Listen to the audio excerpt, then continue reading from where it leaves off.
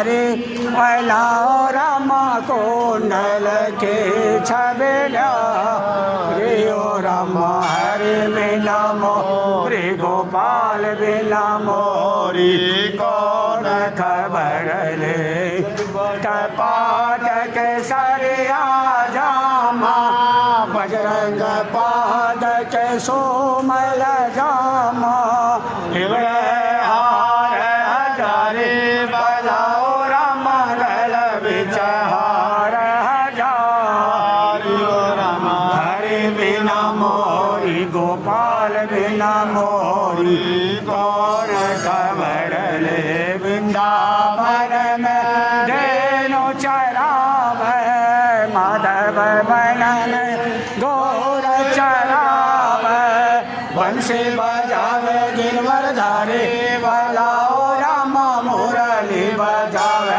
चक्रधारी ओ राम हरे बिना मोरी गोपाल बिना मोरी कौन खबर ले इंदर को पकियो ब्रजो पर इंदर को पकियो ब्रजो पर पर गिरवर धारे बलाओ रमन पर गिरवर धारे ओ राम हरे बिना श्री गोपाल बिना मोरी कौन खबर ले छप्पन भोग छत्तीसो मेवा छप्पन भोग छत्तीसो मेवा भोग लगाव राधा प्यारे बलाओ रामा भोग लगाव राधा प्यारे ओ रामा हरे बिना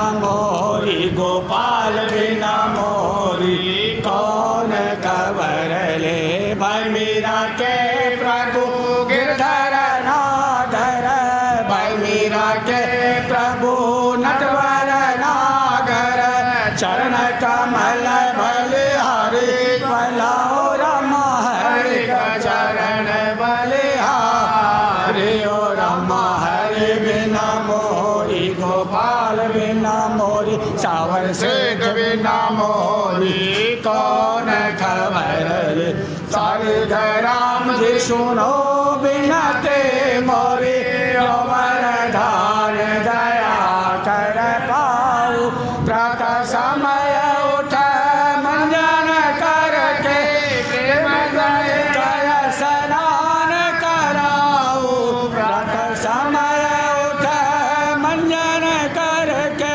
प्रेम सहित स्नान कराऊ धूप दीप तुलसी दल माला धूप दीप तुलसी दल माला वर्ण वर्ण का पुष्प चढ़ाओ वर्ण वर्ण का फूल चढ़ाओ सा मंदिर बनो एक बहुत सुंदर अति भारी थारो मंदिर बनो एक बहुत सुंदर अति भारी सुंदर अति भारी थारा दर्शन करवा नर और नारी थारा पूजा सेवन जाना में अपने पाप परमेश्वर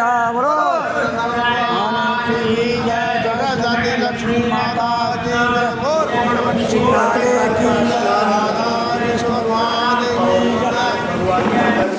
भगवान का नाम जप संकीर्तन ये विशेष भगवान की कृपा से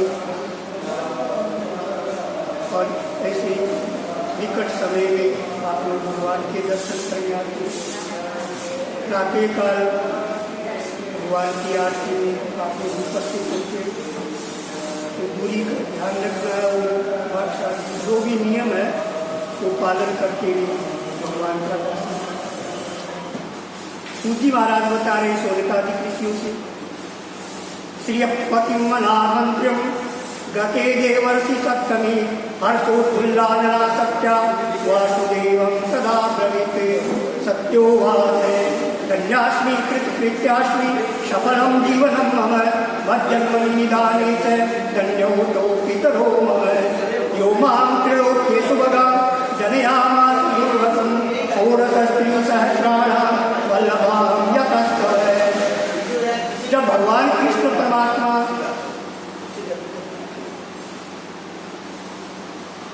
सूजी महाराज सूर्यकाली ऋषि से भगवान कृष्ण सब नारद जी से बातचीत की और नारद जी वहां से विदा हो गए तो हर्ष से प्रसन्न सत्य बाबा भगवान कृष्ण के सामने कहने लगी कि हे नाथ मैं धन्य हूँ, मैंने सब कुछ आज पा लिया, मेरा जीवन जो है वह सफल हो गया और मेरे जन्म के निदान मेरे माता पिता जो है वो आज धन्य हो जिन्होंने मुझ जैसी त्रिलोक की सुंदरी कन्या को जन्म दिया कि 16,000 रानियों में और मैं आपकी ही सबसे प्रिय प्रेयसी बनी।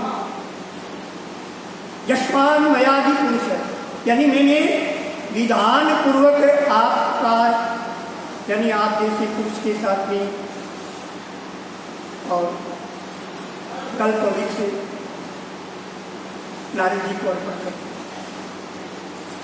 जिसकी वार्ता भी पृथ्वी के लोग आज बड़ी यानी वही कल्प वृक्ष इस समय मेरे आंगन में विद्यमान है। इस समय त्रिलोक्याधीश भगवान कृष्ण की प्रिय पत्नी है। भगवान से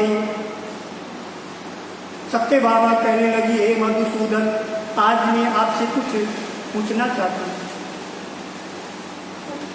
अतो हम प्रश्न इच्छामि किंचित त्वाम मधुसूदन है यदि त्वं मत प्रियकरः कथय स्वाम अत्र विस्तरम्। मैं इस समय और आपसे कुछ पूछना चाहती हूँ, यदि आपका मेरे ऊपर अनुराग हो तो विस्तार से कहिए जिससे मैं अपनी आत्मा का कल्याण कर सकूँ। आपका और मेरा भी जो है कल्प पर्यंत न हो। सूत जी महाराज बता रहे सोनिकादि ऋषियों से सत्य भामा की बात को सुन करके मंद मंद मुस्कुराते हुए भगवान कृष्ण सत्य बाबा का हाथ पकड़े हुए और कल्प वृक्ष के नीचे चले। नमे स्वतः प्रियतमा काचिदन्या हितमिनी षोडश स्त्री सहस्राणा प्रिया प्राण समायसी। सेवकों को बाहर रोक करके भाव के साथ में हंसते हुए सारे संसार के स्वामी सत्य भामा की प्रीति से पुलकित हुए भगवान सत्य भामा से कहने लगे कि तुम्हारी बातें प्रिय हमको अन्य रानियां नहीं है। मेरी 16,000 स्त्रियों में तुम मुझसे प्राणों से भी अधिक प्रिय हो।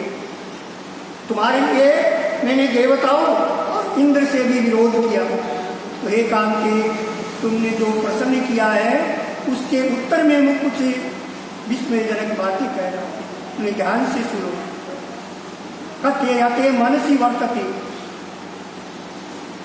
जब तुम्हारे लिए कोई चीज न देने योग्य भी नहीं रही, कोई काम न करने लायक नहीं, कोई बात न कहने लायक नहीं, तो भला तुम्हारे प्रश्न का उत्तर नहीं दूँ ये कैसे हो सकता है।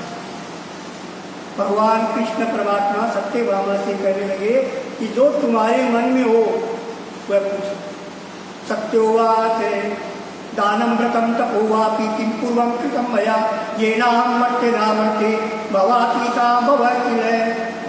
सत्य भामा कहने लगी कि हे नाथ मैंने पूर्व जन्म में ऐसा कौन सा दान किया, कौन सा व्रत किया, कौन सा बड़ा भारी तप किया जिससे मृत्यु लोक में मेरा जन्म हुआ और आपकी सबसे प्रिय अर्धांगिनी बनी और आपके साथ उसके गुणवती नाम की एक पुत्री हुई।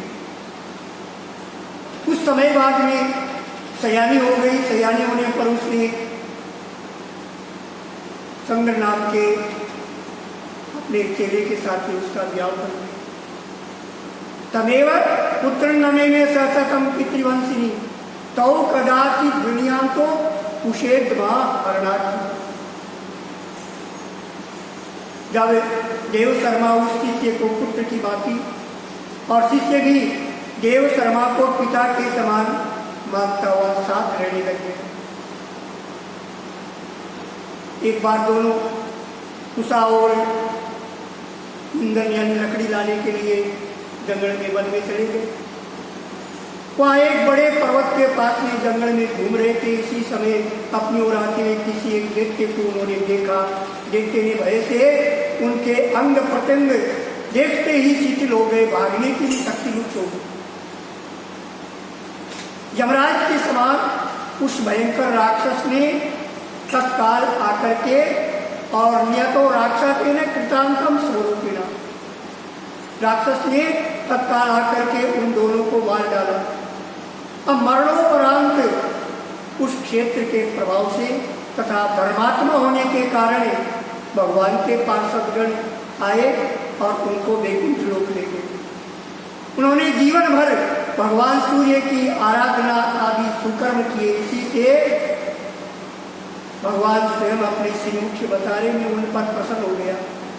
भगवान शिव, सूर्य, गणेश, विष्णु और दुर्गा, उनकी उपासना करने वाले मेरे लोग को प्राप्त होते हैं। भगवान श्रीमुख से बता रहे हैं, देवदत्तो यथाकस्ति पुत्राध्वान आवती, जिस वर्षा का सारा पानी नदी नालों से इधर उधर से बह करके सारा का सारा समुद्र में जाता है और एक जगह इकट्ठा होता, तो एकमात्र होता हुआ भी भगवान अपने श्रीमुख से बता रहे में काल धर्म के भेद से पास रहता। अकेला एक देवदत्त नाम का रहता है, और वह अकेला देवदत्त किसी का भाई, किसी का पिता, किसी का पुत्र, यानी अनेक नामों से वह देवदत्त पुकारा जाता है। ततस्ततो बद भावानिवासी हो, जब मेरे वैकुंठ लोक में आए तो विमान पर चढ़े हुए सूर्य के समान तेजस्वी भगवान स्वयं अपने श्रीमुख से बता रहे कि मुझ जैसे ही रूपवान और दिव्य चंदन माला धारणा किए हुए अरे मेरे पास में नहीं रहते। ये पद्म पुराण में आया हुआ कार्तिक मास महात्म के अंतर्गत भगवान श्री कृष्ण और सत्यभामा के संवाद में एक अध्याय का मातम भगवान नारायण के श्री चरणों में समर्पित हुआ। सत्यनारायण भगवान, आनंद कंद भगवान, श्री कृष्ण गोविंद हरे।